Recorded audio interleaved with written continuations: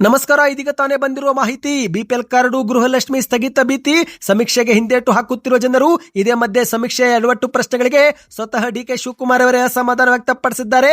ಎಲ್ಲ ಮುಖ್ಯವಾದ ಮಾಹಿತಿ ಬಂದಿವೆ.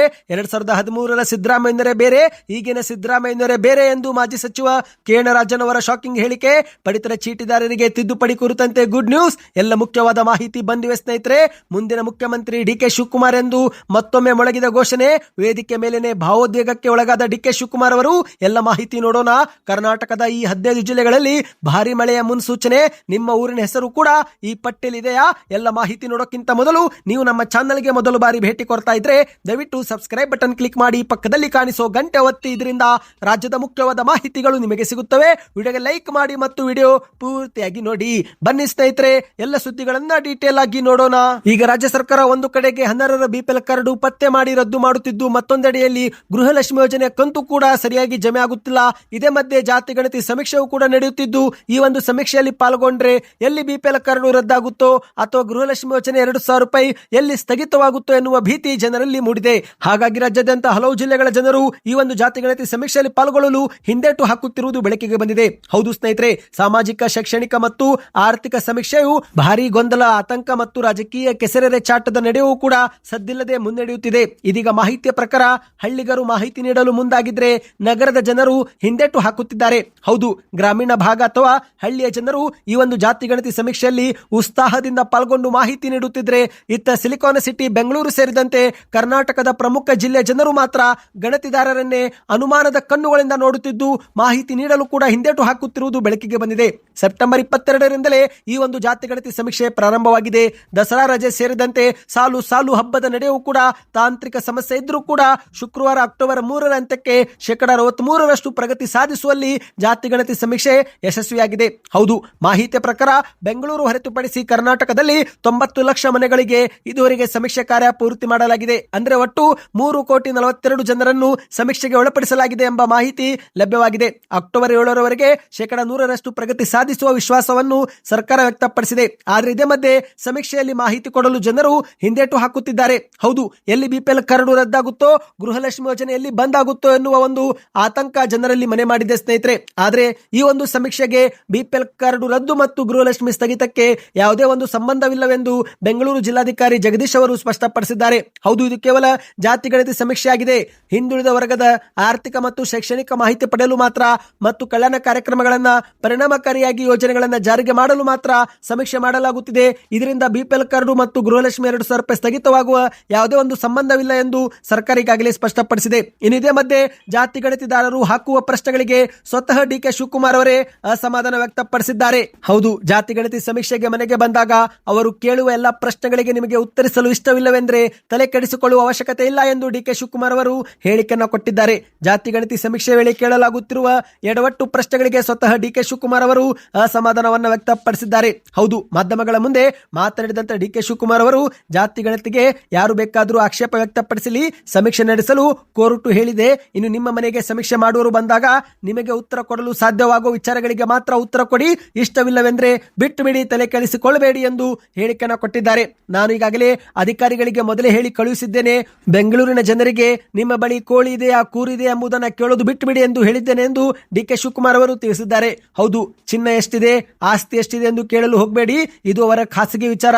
ಬೆಳ್ಳಿ ಎಷ್ಟಿದೆ, ವಾಚ್ ಎಷ್ಟಿದೆ, ಫ್ರಿಡ್ಜ್ ಎಷ್ಟಿದೆ ಅನ್ನೋ ಪ್ರಶ್ನೆಗಳಿಗೆ ನೀವು ಕೇಳುವ ಅವಶ್ಯಕತೆ ಇಲ್ಲ ಎಂದು ನಾನು ಸಲಹೆ ನೀಡಿದ್ದೇನೆ ಎಂದು ಡಿಕೆ ಶಿವಕುಮಾರ್ ಅವರು ಹೇಳಿದ್ದಾರೆ. ಸ್ನೇಹಿತರೆ, ಅದು ಅವರ ಇಂಡಿಪೆಂಡೆಂಟ್ ವೈಯಕ್ತಿಕ ವಿಚಾರ.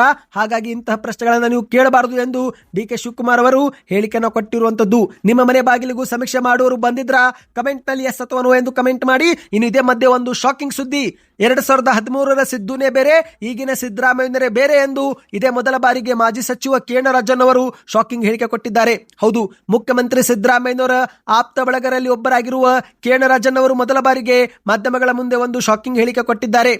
2013-18ರ ಸಿದ್ದರಾಮಯ್ಯನವರೇ ಬೇರೆ, ಈಗಿನ ಸಿದ್ದರಾಮಯ್ಯನವರೇ ಬೇರೆ ಎಂದು ಕೆ.ಎನ್. ರಾಜನ್ ಅವರು ತುಮಕೂರಲ್ಲಿ ನಡೆದಂತ ಹಿಂದುಳಿದ ವರ್ಗಗಳ ಒಕ್ಕೂಟದ ಕಾರ್ಯಕ್ರಮದಲ್ಲಿ ಈ ರೀತಿಯಾಗಿ ಮಾತನಾಡಿದ್ದಾರೆ.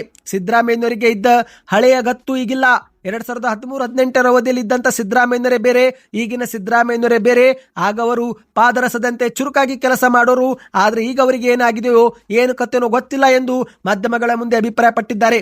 ನನಗಿರುವ ಮಾಹಿತಿ ಪ್ರಕಾರ ಅವರಿಗೆ ಬೇರೆ ಬೇರೆ ರೀತಿಯ ಒತ್ತಡವಿದೆ ಎಂದು ಕೆ.ಎನ್. ರಾಜನ್ ಅವರು ತಿಳಿಸಿದ್ದಾರೆ. ಕೆಲವು ಸಲ ನಾಯಕನಾದವನಿಗೆ ಹೇಳದೇ ಇರುವಂತಹ ಒತ್ತಡಗಳು ಇರುತ್ತವೆ.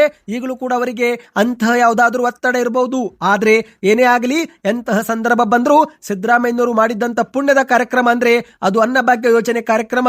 ಈಗಿನ ಯುವಜನತೆಗೆ ಹಸುವಿನ ಮಹತ್ವ ಗೊತ್ತಿರಲಿಕ್ಕಿಲ್ಲ, ಆದ್ರೆ ಅನ್ನಭಾಗ್ಯ ಕಾರ್ಯಕ್ರಮದ ಮಹತ್ವ ಹಳೆಬರಿಗೆ ಗೊತ್ತಿದೆ ಎಂದು ಮಾಧ್ಯಮಗಳ ಮುಂದೆ ತಿಳಿಸಿದ್ದಾರೆ. ಸ್ನೇಹಿತರೆ, ಇನ್ನಿದೇ ಮಧ್ಯೆ ಮತ್ತೊಂದು ಮುಖ್ಯವಾದ ಮಾಹಿತಿಗೆ ಹೋಗೋಣ. ಸ್ನೇಹಿತರೆ, ನಿಮ್ಮ ಹತ್ತಿರವೂ ಕೂಡ ಬಿಪಿಎಲ್ ಕಾರ್ಡ್ ಇದ್ರೆ ಕಮೆಂಟ್ ನಲ್ಲಿ ಗುಡ್ ನ್ಯೂಸ್ ಎಂದು ಕಮೆಂಟ್ ಮಾಡಿ.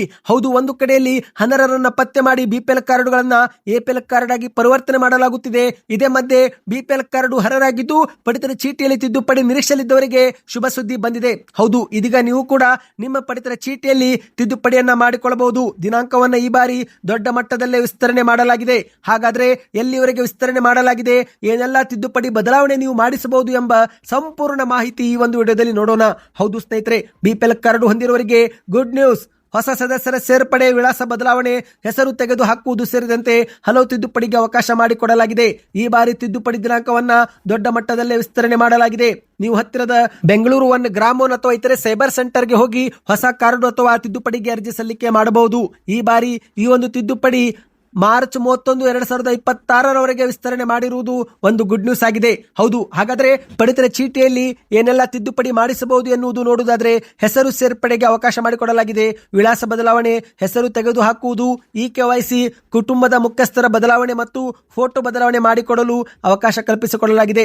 ಒಂದು ವೇಳೆ ಬಿಪಿಎಲ್ ಕಾರ್ಡ್ ನಲ್ಲಿ ಪತ್ನಿ ಹೆಸರು ಸೇರ್ಪಡೆ ಮಾಡಿಕೊಳ್ಳಬೇಕಂದ್ರೆ ಆಗ ಆಧಾರ್ ಕಾರ್ಡು, ಮದುವೆ ಪ್ರಮಾಣ ಪತ್ರ ಮತ್ತು ಪೋಷಕರ ಪಡಿತರ ಚೀಟಿ ತೆಗೆದುಕೊಂಡು ಹೋಗಿ ಅರ್ಜಿ ಸಲ್ಲಿಕೆ ಮಾಡಬಹುದು. ಇನ್ನು ಮಗುವಿನ ಹೆಸರು ಸೇರ್ಪಡೆ ಮಾಡಬೇಕಂದ್ರೆ ಮಗುವಿನ ಜನನ ಪ್ರಮಾಣ ಪತ್ರ ಕಡ್ಡಾಯ ಮತ್ತು ತಂದೆ ತಾಯಿ ಪೋಷಕರ ಆಧಾರ್ ಕಾರ್ಡ್ ಕೂಡ ಕಡ್ಡಾಯವೆಂದು ಹೇಳಲಾಗಿದೆ. ಒಟ್ಟಿನಲ್ಲಿ ಸ್ನೇಹಿತರೆ, ಈ ಒಂದು ತಿದ್ದುಪಡಿ ಈಗಾಗಲೇ ಶುರುವಾಗಿದೆ.